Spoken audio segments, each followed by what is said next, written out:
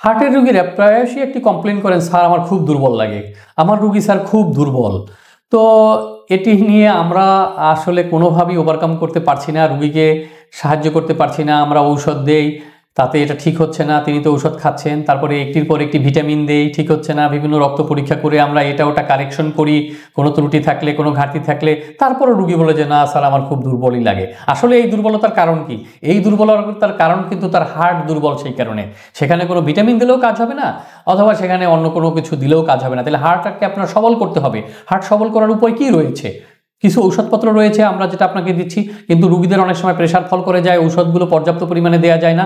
তখন তাহলে উপায় কি? এরপরে যেটা উপায় রয়েছে সেটা হলো কার্ডিয়াক রিহ্যাবিলিটেশন। এই কার্ডিয়াক রিহ্যাবিলিটেশন এই ধরনের রুগীদের সবাইকে শিখতে হবে এবং শিখে নিয়ে আপনাকে এটি প্র্যাকটিস করতে হবে।